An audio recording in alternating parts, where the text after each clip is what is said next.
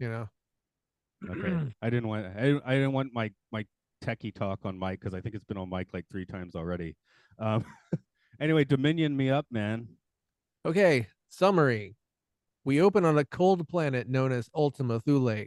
Dr. Cabot Rowland and Captain Jack Tanner are watching a monitor showing them that Earth's moon is approaching and about to enter their orbit. They transmit a message to Moonbase Alpha, with Rowland asking them to join their lost paradise, but Jack is in the background of the message warning them to stay away. Anyway, Helena, Victor, and Alan take an eagle down to the planet to investigate, but the surface is a snowy hellscape, and John and Victor lose track of Helena and Alan. But the Thulians find and rescue the Alphans and take them inside to warm up. Well, all the Alphans except Alan, but they send a search party to try and find him. Roland and Tanner explain that they are also from Earth and are all survivors of the 1986 Uranus probe. A proton storm ejected them from Uranus and sent them to Ultima Thule. John concerns himself with trying to contact Alpha, but unbeknownst to him, Roland has sabotaged the communication equipment. Roland does agree to take the Alphans back to the Eagle, but they just miss Alan taking off to head back to safety on Alpha. The Alphans get a tour of the caves on Ultima Thule and are all informed that the Thulians have been alive for hundreds of years without aging, but also Roland has been experimenting on ways to make their immortality permanent so they can travel the universe on their ship, the Phoenix. However, his experiments have turned some Thulians into veritable zombies. Jack explains that he himself was the subject of one of the experiments that led to a partial loss of his sanity. Thulian dissidents smash Roland's equipment and help Koenig fix the transmitter so he can contact Alpha, and an eagle arrives with Alan and Dr. Matthias. The Alphans are interested in the prospect of eternal life, but Koenig is skeptical, and he also states that Alpha can't operate with a skeleton crew. So it's decided that a vote would decide whether everyone would move to Thule or everyone would stay on Alpha. However, when Dr. Roland tries to travel to Alpha on an eagle to make his case, he immediately turns into a smoldering corpse. The decision made for them, Moonbase Alpha continues along and bids Ultima Thule farewell. Fool thee Could have done well. better. That was a tough one to summarize, obviously. You didn't start laughing with the ejecting out of Uranus, so I yeah. mean, I wrote it, so I knew it was coming. No, you knew it was coming, yeah. And I can hold the mic away and then you don't hear me giggling. So I couldn't not do that, you know. no, of course. You'll find my this week is amusingly snarky, probably.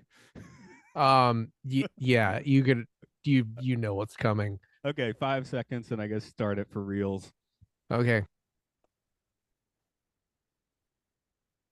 Welcome, Unga Bunga, to Podcast 1999. Me make podcast about space 1999. Me host Mark, this other host. Why this other host right here is back commentaries and now I'm okay again. Okay. That's my bit screaming. Lots of screaming in the full circle. Is that the full circle? You go to screaming and then you come back, or you go to bad grammar and then you come back. I think the full circle is this episode should have been titled The Missing Link, but that was already used. Yeah, I think when we did Missing Link, I thought this is what that episode. I thought that's what was coming when we watched that one. So because I I mean, I'm seem not to saying remember. this episode should have ever come at all, but it could have at least been titled that instead of The Full Circle, which I assume refers to how they sort of speculated at the end that maybe they'll also be different 40,000 years from now. Well, okay. I guess we're just gonna lay things on the table. In the past, you've like collision course. You just laid out directly as being stupid. Where I was like, I don't know. Stupid seems like a harsh word. Um, is this one entertaining? Yes. Is it stupid? Yes. This is the thing. I mean, I absolutely love our episodes with guest hosts, guest stars of the episode, our guests.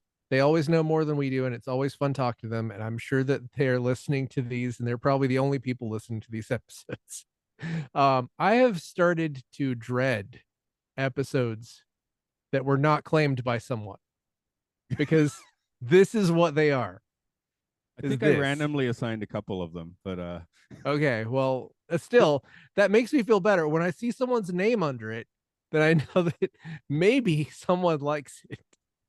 um, This is I Hey, liked Collision Course a lot more than you did, for one. But I yeah, I don't know if this is in your trivia or not, but in the novelization, apparently, when that planet vanishes, this is the planet right behind it in the novelization. Which I wish they had done that. I like just the idea of stupid, crappy planets just lined up one after the other. Yeah, Dumb stuff on them. like that would have, like, if they had made it a two-parter or this planet was right Yeah. behind it, I'd be like a little more on board maybe. So maybe I needed to read the book version.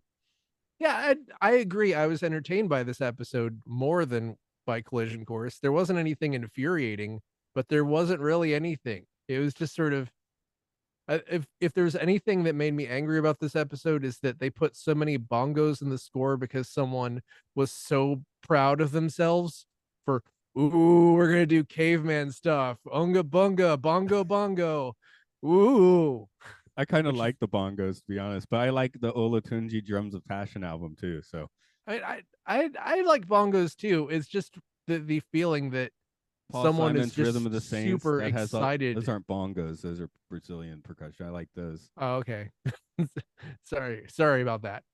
This is tiki times, so tiki episode, I guess. Yeah, I don't want to mix up Brazilian percussion with, or African percussion with, cavemen. We're talking musically here. Okay, I don't know. I don't know a damn thing about any of it. Just like in the, the six, maybe 1958, there was the Olatunji Drums of Passion album, which was basically the first big world music album, and I felt like they were just kind of doing that. Yeah, that's not. I don't think world music is a great look, Because world just music in in the late general. 50s was Martin Denny and Les Baxter, which doesn't actually, I love that stuff, I but mean, it I doesn't love that actually stuff count. too. It doesn't I love actually that count as stuff world too. music. But that's the thing. Yeah, when I think of world music, I think of just sort of embarrassing Paul Simon stuff. Mm, I like that album. Okay, anyway, Okay. Anyway, but you don't have to like that album. That doesn't have to be your cup of tea. I don't Um, think it's for everyone.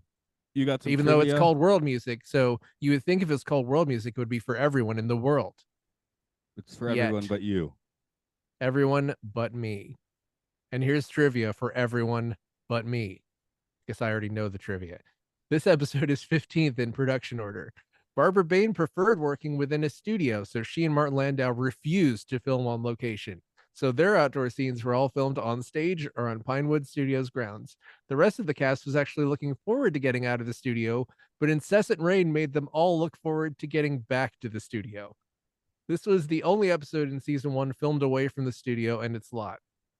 The episode was filmed immediately after Death's Other Dominion, so the ice caves of Ultima Thule were painted over for the caves in this episode.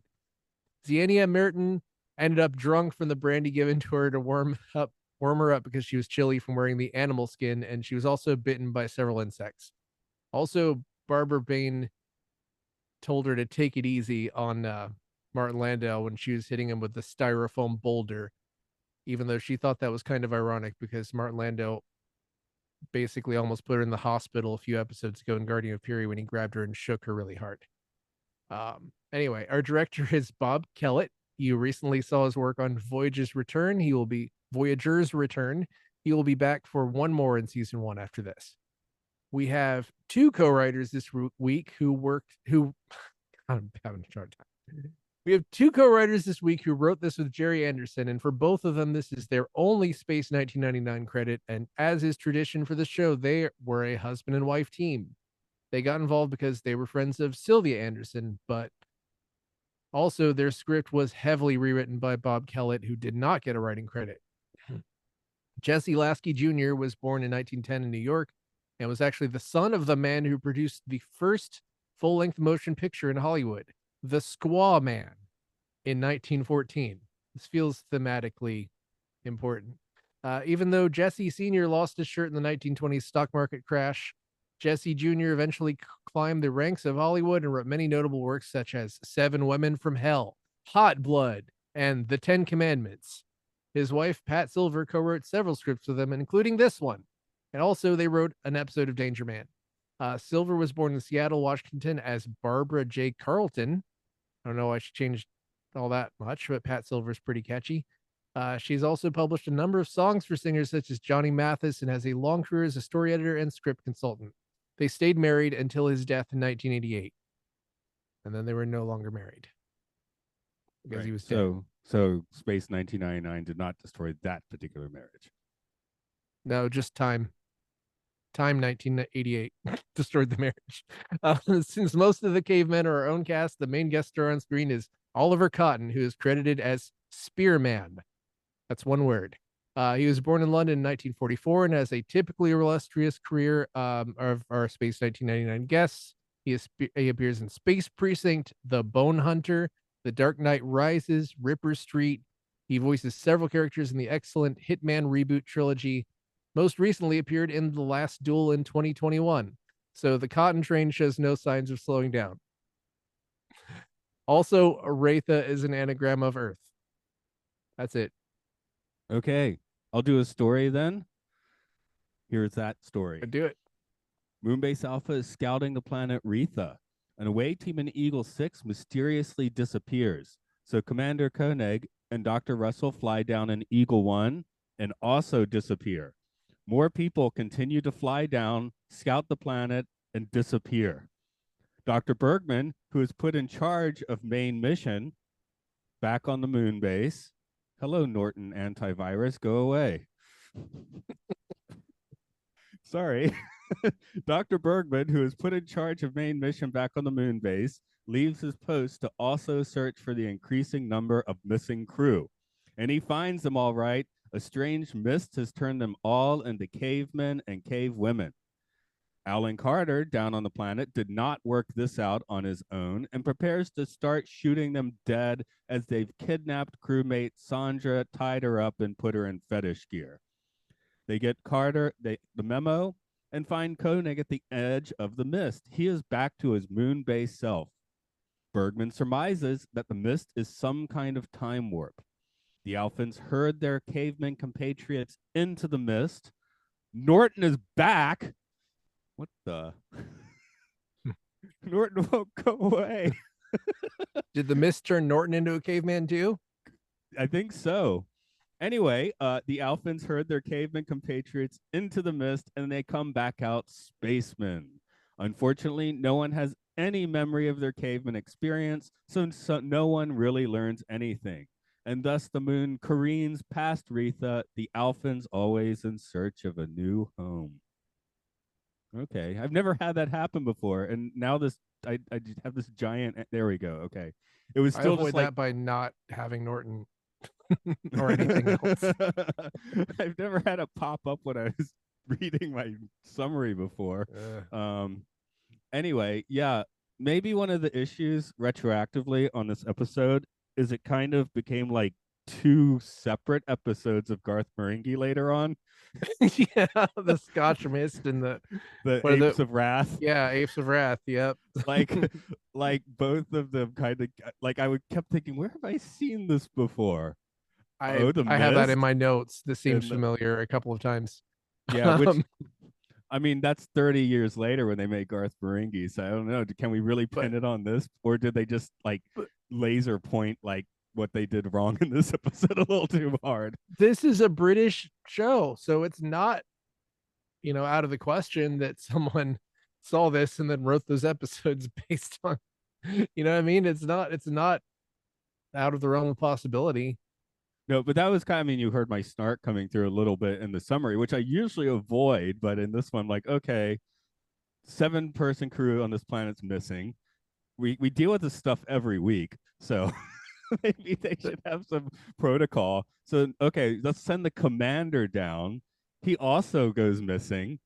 And then he's put Bergman in charge. So Bergman comes down. Bergman fortunately doesn't go missing, but it's like, no, you're supposed to stay on the base. He put you in charge of the base. What are you doing? Yeah, I felt like there were just things missing. Like did they show them getting John back to the base? Because it seemed like he just sort of appeared there. It wasn't clear to me that even people were disappearing because they weren't really talking about it all that much. Like I thought the cavemen were doubles for a minute. Was I just not paying enough attention? I mean, once I, recognized who was behind all the dirt and fake beards, I worked out. I assume that was actually them, yes. So I at Okay, least made that leap. I was like some intelligent life is copying them and making caveman out of them, which makes just exactly as much sense. It doesn't Yeah. it possibly more sense than this because the whole idea that you get beaten half to death by a boulder and you're okay because your body forgot that you were caveman or something.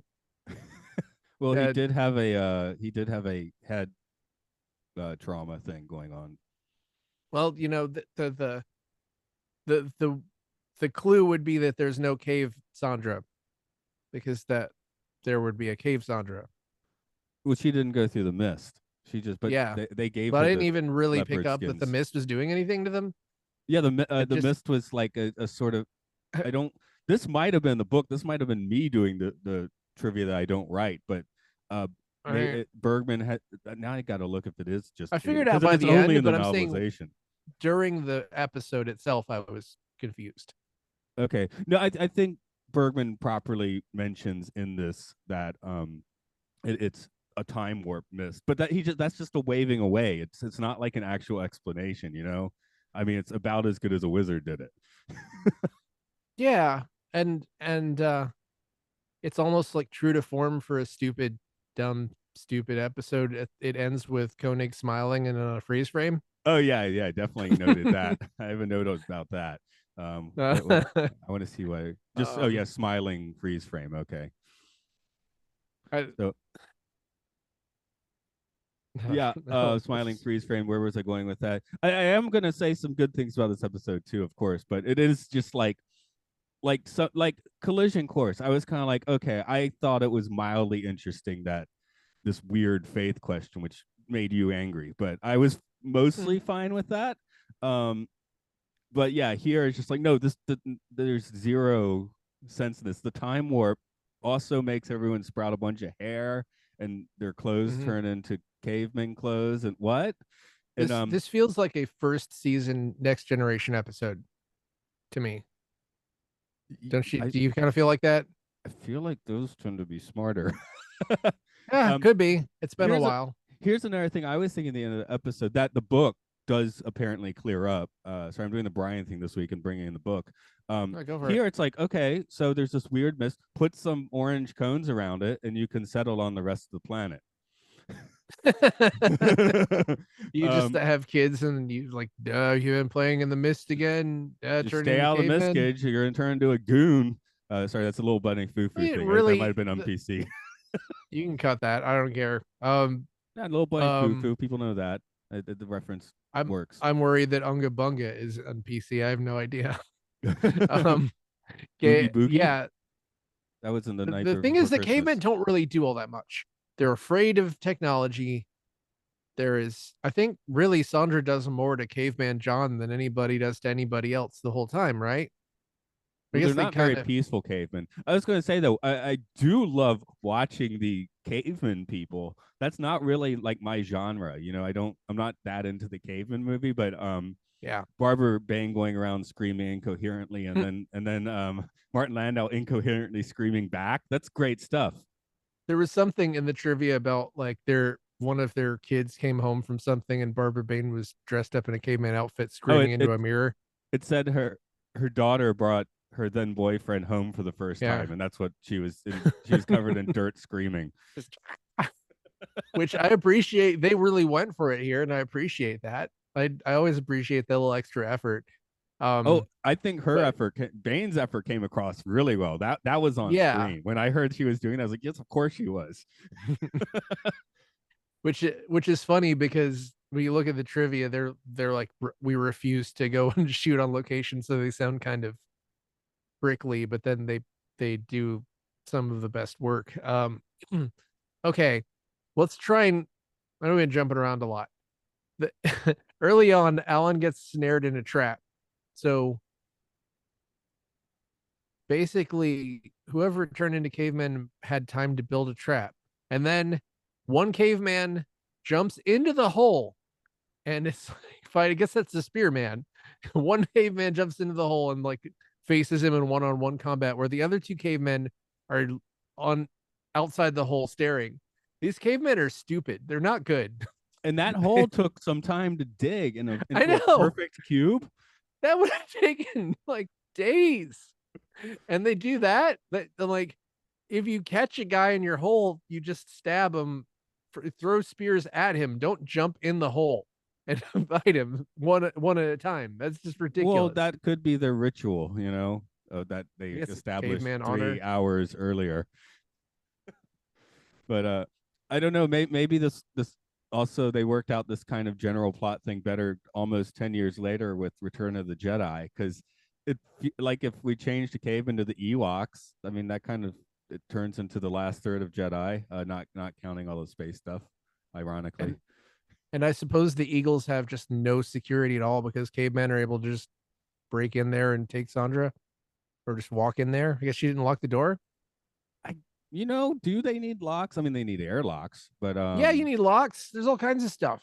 I because they mean, were meant to rove around on the moon. So if you land somewhere on the moon, who's going to steal your eagle? moon The, the creatures, the Iron space, Sky space Nazis will steal your eagle. nuclear zombies. I did like how the jungle setting became like a full-on parking lot. Like 3/4 into the episode, there was what 3 eagles parked there. Yeah, and they have that cool whatever the hell it is power wheels where three of them can barely fit in it. That yellow thing. I wanted to see like 15 eagles. Like they just kept sending people down. They just kept turning into cavemen because that's basically what they were doing anyway. So let's own it. Own it. Just have like 15 eagles parked there. I Yeah, mean, they if we're probably don't have 15 eagles. if we're gonna be a little nonsensical, let's really rock it. So I do you think this episode would have been better if they just had paid actors to play the cavemen and then wrote something else? Do you think this would have been no, better? No? no, because then we would not have Martin Barbara Landau, Bain. Barbara Bain screaming at each other in like Yeah. caveman clothes. That okay? Like again, I said I feel bad. I am just going to have to put the stamp of stupid on this episode, but that was just that made it worth like it's not like this episode isn't worth watching. Yeah, I'd agree. This was fun. I mean, It's like a parody of Space 1999, basically, which also, from what people have been telling me, might be season 2. But yeah, this, I've seen a couple of things that say that this belonged in season 2, which is well, not that surprising considering what I've heard about season 2. yeah. But if it can be this entertaining while also being that stupid, I can live with that. But yeah, when you get a nice meaty episode like last week, it is a bit of Mhm. a bit of a killjoy, or Voyager's Return. Those again, yeah, like Yeah, here, you're like when the name stuck to it, you're expecting more. I mean, yeah, our guested name. all the episodes that have guests, yes. so um, so here you are stuck with the full circle. no, not the full circle. Well, okay, Um, here we go. I'm reading this from Wiki. In a positive review, John Kenneth mhm. Murr praises the episode as a study of human nature, writing that the use of beautiful location shooting gives the story a remarkable boost in terms of visuals and excitement, and he applauds the plot twist concerning the Eagles caveman passenger, the filming of the chase scene involving Venice, and Barry Gray's music score, which Murr believes underlines the action brilliantly. However, he notes that the origin and purpose of the time warp mist are not explained. That sounds like a parody of everything you've been saying, actually. I'm Stud- actually study of sorry, human go ahead. nature. Study of human nature. I it's maybe a poor man's study of human nature. That would Here's an just compound that interesting humans suck. well, we've already learned that humans sucked with the last sunset. Wasn't I that know. wasn't that the point of And that? and Yeah. Voyager's return, and now we're like doubling Yeah. down. Yeah. So here's something interesting. I had a hunch about this. This is the lowest rated episode in season 1 by a margin, actually. Most of these are at least a lot of these are rated over 7. They're a few What's in the this one? sixes. 5.2. All right. Okay. So this is basically like the Space 1999 holiday special then.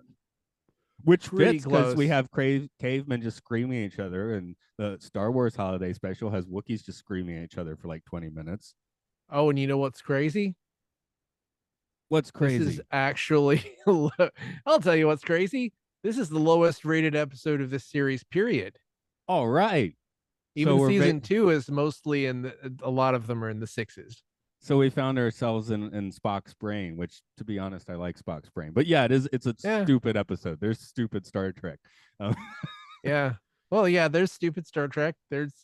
I think every Star Trek series has something. with a few good ideas based in. If you watch Spock's brain and think about the nature of the city, it's kind of interesting. But that's another discussion for other people.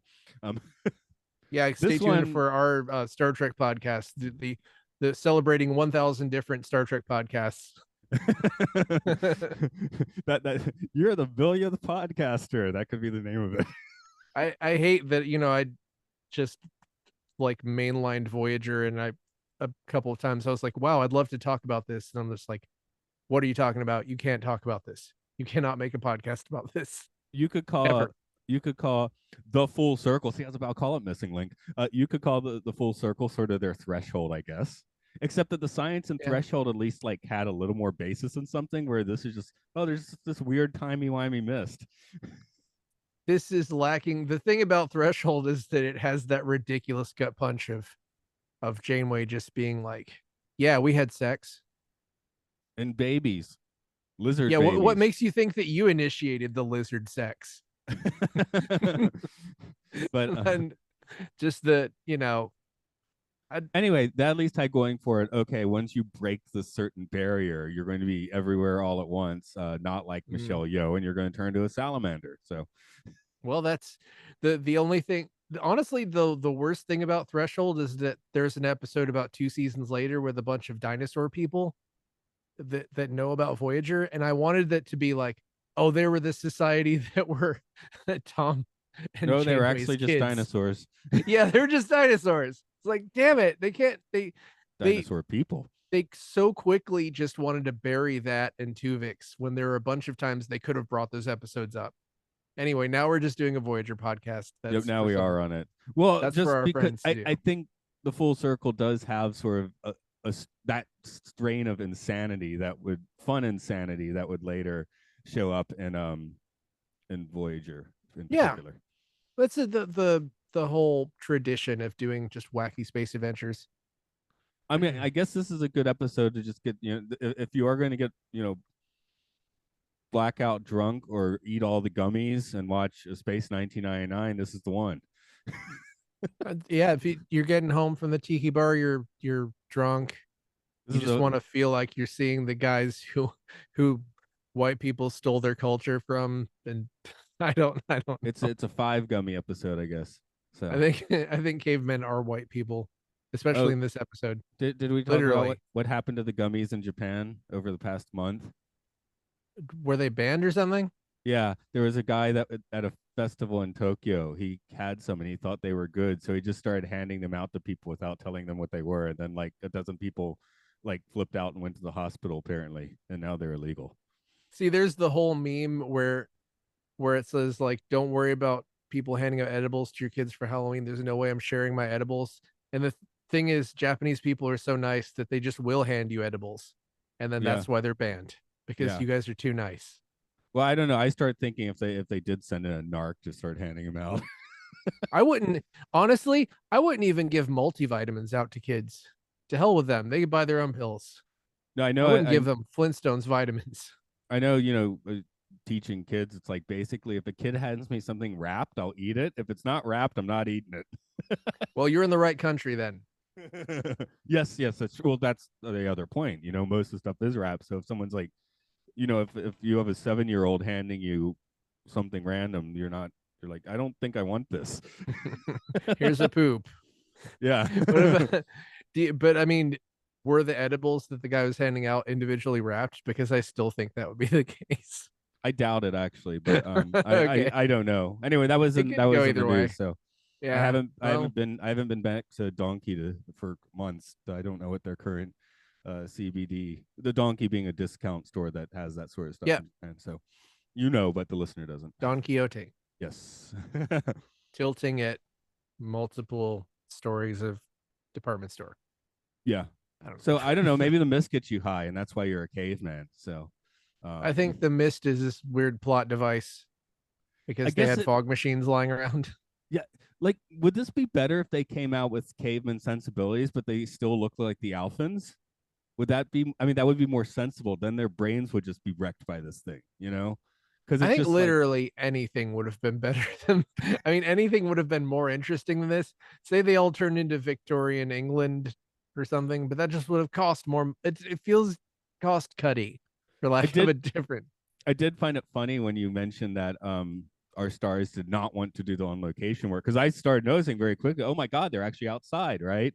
And then halfway in Mm-hmm. the episode, it's like, what happened to the locations? I mean, it feels like there's a lot of stuff missing, and I'm just saying that because I didn't entirely grasp what was happening. But I might not have been paying enough attention, but I don't think I wasn't paying a lot of attention. I was taking notes. Yeah, yeah. I think You were an active viewer. I might have been a little bit fixated on the Paul Allen Sandra love triangle. That's also in the book. The book suggests that Paul and Sandra had broken up between Collision Course and this because they're back to back in the book, as I mentioned. So there was an unseen breakup, and now Alan and Sandra have already officially hooked up. I don't That's according to I the don't know if I book. got that. Yeah, I By get the it. book. What I got was it seemed like Alan was just trying to just throw some juice around, just like, You hey, right, look at this. right. So in terms And of the book, it makes a little more sense, but that could partly be the insane chop of having to send scripts to New York and back, you know? So by the yeah, time you get to and the book, you can actually you could do the second, third, and fourth drafts that they couldn't actually do for the production. and the show is pretty conservative. The only people we've seen doing anything were married people, except for that one time when during the last sunset when Paul and Sandra were outside. And it's like, oh, we're outside, we can kiss. Well, you got Sandra wearing skimpy leopard print in this, and people running around Oh, bath towels in other yeah. episodes. So I Well, mean, part of conservative writing is that you put a lady in scantily clad outfit, and but you don't give her agency. You just put her in outfit and then have cavemen just scream at her.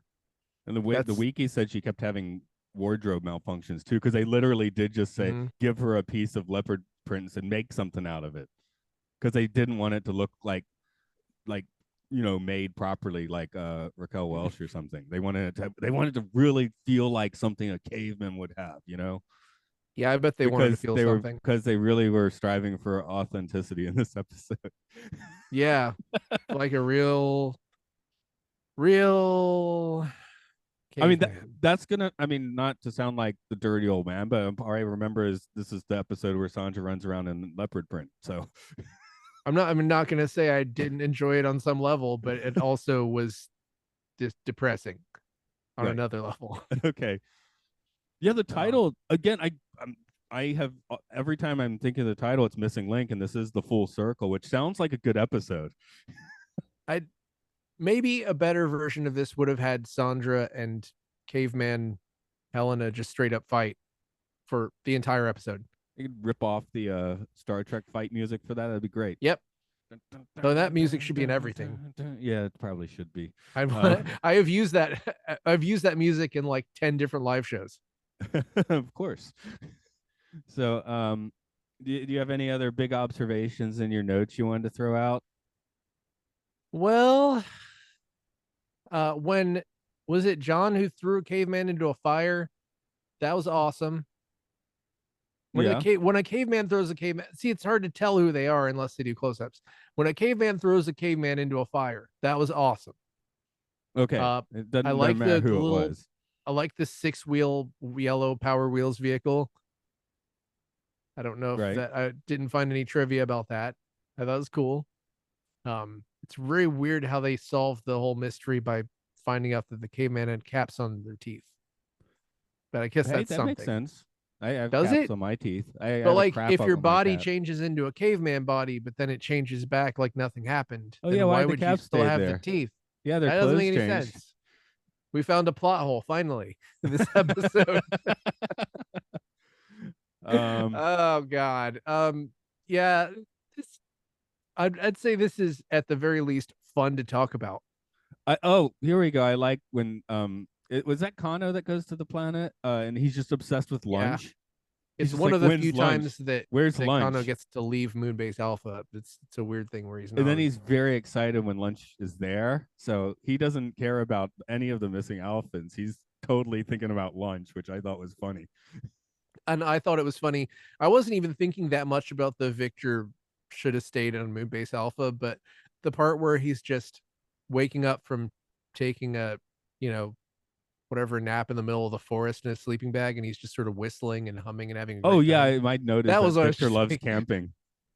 Like, what are you doing? Everyone's dead. You're or something or missing, and you're in charge, and you're Whistle while not you even work. there. Do, do, do, do, do, do. Oh, I'm in the forest. And but he's always fun, but sometimes his motivations just don't make any sense. I mean, his character's Like motivations. I said, I think he's got an underlying strain of Austin Powers that just kind of crops up here and there. Yeah, I like his that it feels like he's just determined to have fun with this dumb, stupid idea. Okay, Like I a lot tried of to say times. the nice things. Now I'll just start saying the other things I thought was funny. Alan searching for Sandra in the cave was hysterical because he just keeps Yeah, screaming Sandra every 5 seconds. It's like, dude. And he already knows there's like vicious cavemen around by that point. So yeah. he hasn't worked out their the alpha yet, but he's screaming knowing that there's people that might like attack him. So that's mildly dumb. And like they're not phasers. What are these things? Do they give a name to their gun things? I swear I saw something I about feel this. like they must have one. But anyway, I thought that it was funny that the settings literally were stun and kill. That They was had the that big was red added switch. in this episode, yes. Yeah, But where that's he's like, also sort of it's directly ripped from Star Trek, right? yeah, I just thought it was funny that it literally just said Yeah. kill. They're called stun guns, Okay, so but now they can also be kill guns. right, if you switch the switch, a stun gun becomes a kill gun. I got it. Yeah, they were added for this episode just so we could make sure that we could see that. Oh, when they're doing their ceremony with Sandra, which their long running ceremony of 8 hours or so. Um, Mm-hmm. I, Yeah. I wrote that was the Wish app Temple of Doom. Yeah, definitely some Temple of Doom vibes. I wonder if maybe Steven Spielberg watched this and said, I can do that. maybe there should be more gore in this. I mean, Yeah, yeah. We should have. can't Yeah. couldn't have done it here, but yeah, it was. No. I mean, and hey, give props. They did it almost 10 years earlier here. So Well, I would argue that the smoldering corpse from Death's Other Dominion was about as awesome as anything from an Indiana Jones movie. I don't know yeah, if sure, I'll go along with that. they may not be allowed to do that for somebody who gets attacked by somebody else, but Mm. Oh, I guess we are charting the continuing relationship between Koenig and Russell, and I definitely had the impression that they were going to do it at the end of this episode with the smiling freeze frame, kind of like really pushing that forward. Like they got really horny at the end of this episode. yeah, well, they sort of acknowledged that they kind of had feelings at all, which they don't usually. Yeah. We did get kind of a return of the whispering Koenig in this episode. We haven't seen whispering Koenig for a while. And He you did get did a super few. screamy Koenig and Yeah, of caveman form, course. so you get the Uh-huh. best of all worlds. Do you think if he became a caveman for a while and screamed a lot, that he'd just get out of his system and stop screaming at people? Nah, you can never you can take the man out of the scream, but you can never take the scream out of the man. Sorry, that makes less sense in this episode. Well, you wrote it and it was written, so you're pretty much it doesn't get let's much worse than this writing. The guy who wrote the Ten Commandments wrote this. Like, how about that? Right? let's let's give that a moment of silence. Okay, that's enough. Okay. That was a moment. This So, is pretty close to the end of his career, though. He sort of just did a few things after this, and how old then was he then? he would have been his He's born 1910, so he would have been like 65. Oh, okay. I wanted to be like in his 80s, so you could imagine. Hmm, And then that's him writing close. it. Yeah. Yeah, I guess maybe in the 70s it was that old. I don't know. Oh, how did you feel about the yellow vehicular space tub? That was Oh, pretty I loved cool. The it. moon buggy. Yeah. Yeah, I loved it. It looked It's one almost of my like favorite things. from the video game Moon Buggy. It looked like that, which Mhm. was great. I like that. I love. Again, this Uh, was before that, so Temple of Doom should have had Ewoks, Moon Buggy. I mean, there's lots of so things that I have this to episode correct is you and say portenting. Moon Patrol just in case someone tweets at you later. Okay, thank you, because I wasn't Protecting sure you. when I wrote it. Yes, no, I didn't actually do the search, and I haven't played the game for 15 years. So, I have it's been a lot less than 15 years for me. I have played it kind of recently, but will you have yeah, classic arcades around? well, and emulators out the butt. Okay, good But point. um, but what was I gonna say? Yeah, that I love how the Alan looks ridiculous in the moon buggy, and then it looks even more ridiculous when the three guys all get into it and crammed together. It's just like a fun, wacky, obviously a real vehicle, Yeah. but I didn't find Oh, any trivia about it. and the space, they have the space trail markers. That was pretty cool. Those Hmm. weird, like they had the arrow and they were kind of transparent and they stuck them in the trees. I guess I missed that. I was an Eagle Scout. I used to go hiking a lot, so I noticed, because you're always looking for the blazes on trees when you're hiking. So they had these like Hmm. translucent space things they were sticking in the trees. That's how why people kept going into the mist. They were following the markers, which went into the mist. Well, There's something that almost makes sense. um, Cool. yeah, there along those lines, we're gonna see the moon buggy again. Okay. The Moon Patrol's Is coming back then. I think there are more than one even. Mm. Um, I think I got through all my snark. If you, unless you got something else you want to throw out on it. I don't know. My mind is poisoned because I listened to our collision course episode and I think it was one of our most fun episodes. So now I just want to yell about episodes. Okay, I haven't listened to it yet, so I have a problem. I'm addicted to listening to myself talk, which is it's, bad. you probably get over it at some point. But Yeah, maybe. Yeah, no, I'll ask you who has recorded 3,000 podcasts and I have only recorded about 100, okay. Oh, 100's still a lot. I think. But yeah, I mean, it is kind of a fun episode. I mean, I'm not just taking a dump on it. Don't show this to Yeah. someone as the first space 1999 for sure.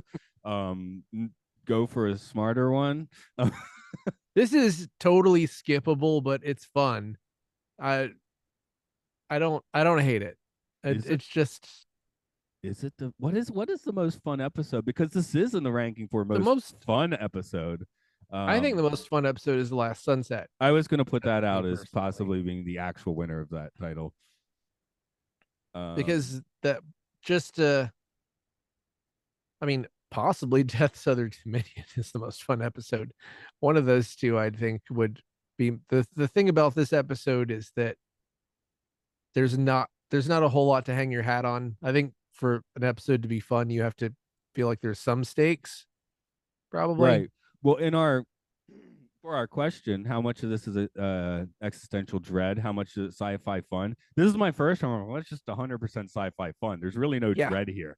me It's too. just, Me too. Yeah, 100%. It's just I mean, that one I guy was like, "This is a treatise on human nature," so obviously he got something out of it, but I didn't.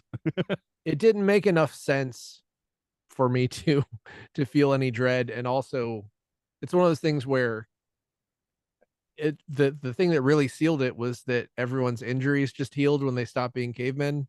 So there's just Well, nothing no, happened again, really Koenig except had for the head trauma.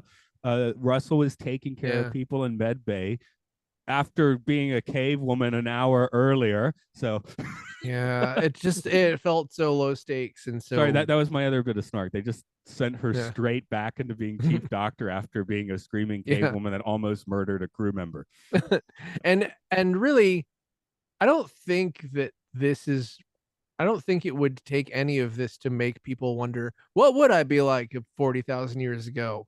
Like It doesn't everyone's thought matter. They that, all right? forgot about it. They don't Ever know. but No one remembered what happened when they're a cave person. So there's no useful perspective.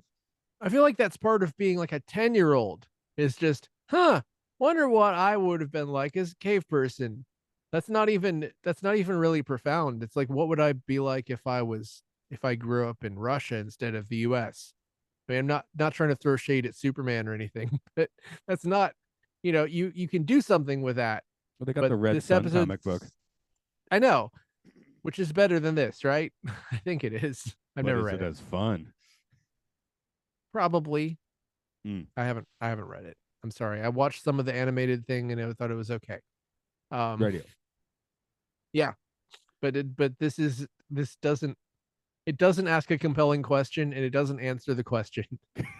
So it's just um and like I said, really the amount of bongos on the soundtrack just I don't like the feeling that somebody thinks it's super cool that they're doing something that they're I gonna thought the blow your bongos were minds. super cool. My It mind was it blown, man. it was just so on the nose. I like the I, bongos. the best comparison is that Pink Panther episode where it's the psychedelic one and then the credits get all weird. But AKA the that's best one of the one. great that is one of the greatest cartoons ever made. So like they can do that. But this is not one of the greatest episodes of Space 1999 ever made. From a It certain point of mathematically. view. It's if you take the IMDb scores and reverse them, then it is. Well, so is it so bad it's good? I guess that's the question I really need to ask for this one. Maybe that's going to be the season 2 question. I don't know. That's a pretty good question, and I think it is. Yeah, I was Like going to say it it's is. Like it's I funny. this This one is is sorry, right on the heels of I Know Who Killed Me, which is exactly this walks the same line, really, for our other podcast. I'm for other halfway through podcasts. watching The Hunt, which is a much better than this, but I'm never going to rewatch The Hunt. I might rewatch this. Yeah, I'm pretty sure I'm going to love The Hunt and never rewatch it That from what sounds I've like a read. yeah.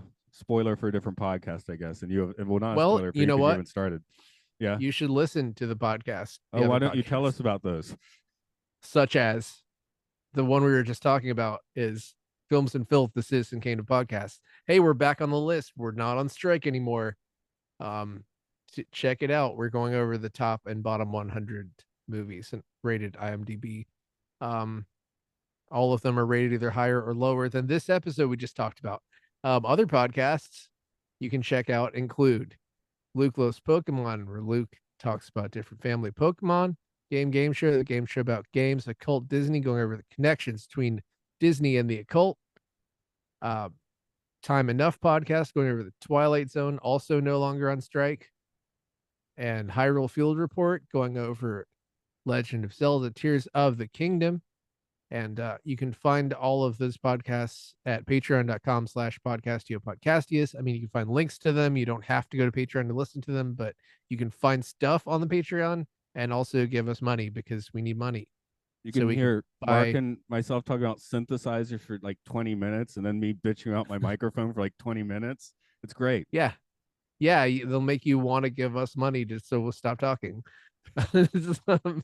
um, yeah, oh, yeah, give us money so we can buy giant boulders. Right. Styrofoam boulders and pummel each other with Yes. them. That's a Patreon tier. We fly Mark to Japan and we all pelt each other with giant styrofoam boulders. Yeah, I don't want Luke to hit me with a giant styrofoam boulder. I think he would actually hurt me. Well, that was an issue. That was a concern on the full circle as well. Well, what are we really except for either 40,000-year-old people or 40,000 years in the future people? Smile freeze frame. Well, okay, yeah, I was going to say something else. I was like, I can't say something after Oh that. no. It's kind of funny how you restart to uh, say, oh no. that I've done that. I mean, I've almost No, the hunt. almost cut off a last word before. The hunt. I watched half of it and decided I needed a break, so I put on the third episode of Chernobyl. Have you seen Funny Games before? That was why I dropped that as a reference. No, I haven't. That So is a highly polarizing movie. But like the same director remade it in English, which I haven't seen the English one, but yeah, it's basically just like a fucking bleak revenge movie. And that's a German guy made. But yeah, I'm I'm looking forward to watching that, but I got to do a lot of watching this week since I have to watch 2001 also. Yeah. When's the last time you watched 2001? Um, maybe 10 years ago. Oh, it's been a while. I'm Yeah. actually sitting here thinking, like, do I actually have to I rewatch it? I don't really have to. In fact, I could probably skip a bunch of it, but If I'm gonna I probably try to will, just do it. yeah, I'll probably like watch in the background with like the speed on because I mean, I was a weird 8 year old and I would like watch it like every other week when I was Yeah, like in elementary school, which is kind of bizarre, but I have a good story about it at least that like from college, which I don't know if you knew the story or not. okay, I So guess I I'll wait won't for I that. won't tell you the story yet if you haven't heard it. I'll I hold think off on it's that. a pretty amusing and sad story. Honestly, I'm Uh, gonna kind of let you and Mike do a lot of the jibber jabber probably, and probably because Luke and I have already done it, right? So we might be well, slightly less. So feel free to rant, you and we'll know, let Mike rant, and you guys will probably give you ranting preference. we'll just interact with each other like people on a podcast, I guess. Yeah, I'm I just saying don't know. for me in particular, I'll probably like not like start so many points myself. Well, I mean, you You know, gave a lot of the first podcast you did on it to the monkey guy, so like I well, feel no, like you no, let him do a lot of it. well, no, we did an actual 2001 episode way back when. So when we had the monkey guy on, it Wait, was actually for a different episode. But we oh, were like, we have to talk to him my about it. brain is scrambled. We brought Maybe him I on for should. the Beatles Magical Mystery Tour because after being a Oh, monkey, he was John right. Lennon's right hand man for like Fuck. 3 years. So we did That's that, but right. we were like, we have him here. We need to talk about the monkey too. Yeah. Okay. And Well, I'm I've gonna been stick trying to that. decide if I need to re-listen to your episode about 2001 or I would if it would say be better don't. not to. I think it's better not to. I'm not. Okay. All I I mean, remember that's about another is Luke starts screaming cunt at the end. cool. I hope you start screaming cunt this time too. But I am going to splice that 10 minutes of specific 2001 conversation with Daniel Richter into the into this one. I'll put it like maybe at the end or something, or maybe right in the Cool. middle if there seems to be a spot I should. So Awesome. I'm guessing when we're talking, we might hit a point where I'll be like, "Oh crap, let's put it here," But Yep. we'll see. Okay, Oh, I will catch you in the morrow then. And yep. Mm. I was assuming next week is probably good for that Christmas Twilight. Well, it's not a Twilight Zone. That Christmas Serling, I should say. Yeah, I don't think I really have anything at all scheduled for next week, so And then we I could think we do have to like do one a more space that doesn't have a guest to fill you with your own existential dread. And I probably for the podcast 99, I probably will leave like maybe a Christmas week or something, just so we have a little more. yeah, You can take a week off for Christmas. cool. Buffer. Yeah, sounds great. I'm gonna be cat sitting, so like be nice to just hang out with cats, not do Yeah, anything. yeah. So I'm not gonna. Yeah, most of the podcast I could films and filth. Like, we'll see what happens. I don't know. I mean, I get away with doing a week off for all of them if I need to. But the Twilight Zone says that one has to come out on the 25th because of course it does. It was Yeah. release day's Christmas itself. I was like, okay, that's a good time to do that. Then I don't know. Maybe it's better to do it a few days before Christmas. But that's not I that's mean, not what happened now. we'll figure it out. Well, I know I don't know what's your you do you have a holiday for Christmas, right? No, Do I you guys have like a we while off? work on Christmas. We have to go Oh, to work okay. on Christmas, even though it's Monday, I which thought we we were usually have off. I thought we were kind of stacking a bunch of stuff because there was a holiday coming up. Is that We, not we have Christmas New amount? Year's is the big holiday. We get Ah, some okay. time off around New Year's. Gotcha. So right around New Year's, we definitely well at least Luke won't be in on anything. Hell, if you're around, Yeah. I will because I don't think we're doing much of anything for New Year's. Well, I was I mean, my friend who works at Home Depot was getting me a job and I guess I fucked up the interview, so I'm not getting the job. I don't know if there's something else in the pipe, but I was going to be training for a new job in January and now I'm not. Oh, So, okay. fuck, yeah, just trying not to want to blow my brains out, but it doesn't Yeah, matter. I don't think I yeah. really it was like a sales job and I'm not the right person for that Yeah, because that I am a sounds like a socialist. rough thing. Yeah, I'm a fucking socialist. The Home Depot might not be the place for you. I don't I mean, know. I don't mind doing customer service because I love the idea of you got a problem? Here, do. I just gave you a bunch of money for free. I would do that all day. I don't give a fuck. I My don't like biggest the idea of having to sell things. I remember like really fucking up way back when I think I went tried to get a job at Media Play once, right? And then they were Uh-huh. asking me like, what would you do in this situation? And I kept asking them questions. What kind of person is it? How do they respond? Because I was, like, well, I do respond differently to different people, but that's not the answer they wanted. Yeah. Unfortunately, I just don't interview very well, which pisses me off because I think I'm pretty good at talking to people, but Same here. um Well, I just I have no brown nosing skills, for better yeah, or for worse, which is a good and a bad thing, I guess. the thing is that I'm sure there's some people who, but the thing is I've gotten a lot of jobs. It's not like I've done a lot of, but it's like even when I get the jobs, I feel like I didn't do good in the interview. So I in feel some like I've done cases okay in some people just interviews don't in the give a, past. I don't in know some how I cases do people don't now. care. Yeah. I don't know. Now, in my mid 40s, I might be too checked out to do a proper interview. Maybe that's the issue. Yeah, and I definitely didn't have to interview with anybody for that film job. In fact, I was just like I got dropped into the fucking middle Well, of I it. mean, theoretically, some film shit should crop up soon anyway, Yeah, because maybe. that's back underway. I've lost faith because I wasn't really given much for the past year, even though for the first half of this year there were films. well, I bet in the new year they're going to be going overtime, so We'll see. there might be I'm something not there. I am not. Whoa. This is why I don't live Epic in just America. I just like to have like my own contract and never think about it again. wow, Epic just beat Google in court. Epic. Epic? Epic Games like Yeah, okay. Fortnite. Beat So Google? Fortnite, Why? it's over Fortnite money. Oh, okay. Them So I Fortnite guess bucks. well, it's like an app store thing. So like Yeah. maybe Google will be forced to let other people have app stores or some Well, shit. Fortnite's still off. What was it, like 4 years ago when they took Fortnite off of Apple Store because they Yeah, I were think pissed at each other? that's still out. I just Yeah, don't I'm pretty sure you I don't still can't Fortnite on a Apple product. I don't really like Fortnite. I know it's like Andrew's thing Yeah, that's his and only good thing, for right? him. I mean, you probably don't like the dumbass games I play on here, so I've grown to really like harder stuff. Like I've seen a lot of people who are like what as I get older, a lot of people as they get older they're like I only want to play things that are casual and fun and make me feel happy and I just want to be I'm on punished. that page pretty much. I've Yeah. become a masochist. I want to be killed over and over and that Nope. might just be a You reflection of what's happening still in my life. cannot Fortnite on the App Store. Okay. I don't think Guess they Fortnite were is bad. I serious. just the thing is I don't like the whole thing where you have to do a bunch of diving into the thing and then hiding and then you die and then you have to do that all over again. I like the idea of just getting dropped back in after you die. I like restarting after you die really quickly, and Fortnite is Mm. not about that.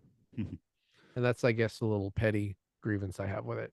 Oh well. Okay, I Like do I need to like start. Halo Infinite, which people fucking hate. Mm. Yeah, yeah, you mentioned that before. Okay, Yeah, I probably I do think need you to should. hit the Yeah, his you at probably this gotta go. point. Yeah, sorry, I'm All gonna hit the right. recording.